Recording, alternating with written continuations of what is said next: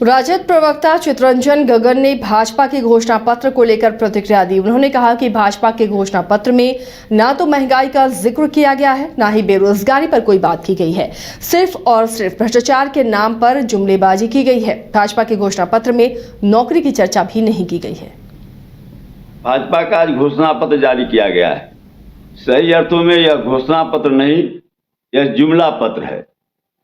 और इस घोषणा पत्र में जो 76 पेज का है, इसमें कहीं भी उन बातों को उल्लेख कहीं भी नहीं मिलता है जिसकी चर्चा 2014 और 2019 में की गई थी।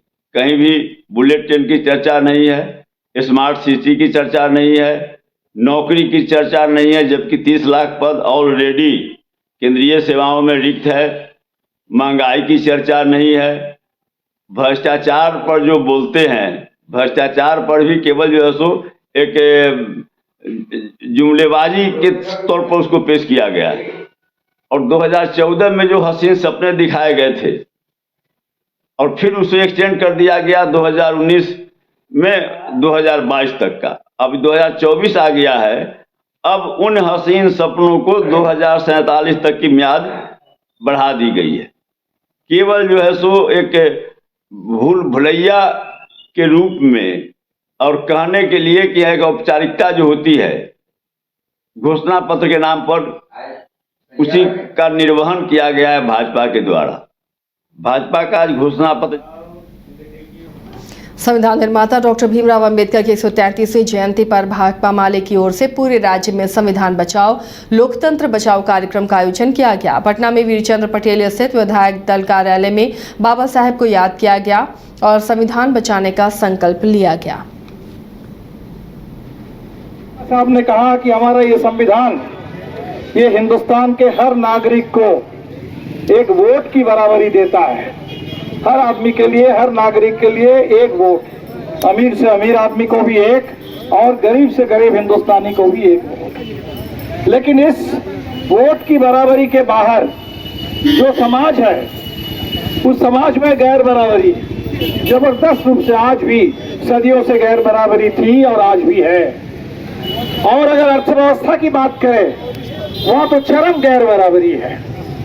इसलिए बाबा साहब की सोच थी कि हिंदुस्तान के नागरिक इस संविधान को लेकर के आगे बढ़े। ये जो राजनीतिक बराबरी है, ये जो चुनाव में एक वोट का हथियार है, वोट की एक ताकत है, इसका इस्तेमाल करके समाज में और अर्थव्यवस्था में सामाजिक और आर्थिक गैर बराबरी को खत्म करने की दिशा में मुल्क आगे बढ़े। आज स्थिति क्या है हम सब लोग जान रहे हैं।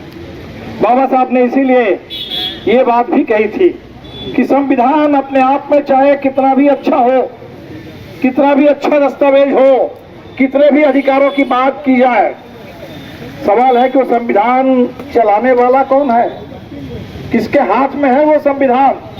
अगर गलत हाथ में वो संविधान जाएगा तो उस संविधान उसकी ऐसी तैसी करके रख देंगे लोग। और पिछले 10 साल से हिंदुस्तान में हम यही देख रहे हैं, जो गैर बराबरी आर्थिक है वो बढ़ते बढ़ते आज कहां चली गई। 1% लोगों के हाथ में, 1% लोगों के हाथ में पूरे देश की 22% आमदनी है।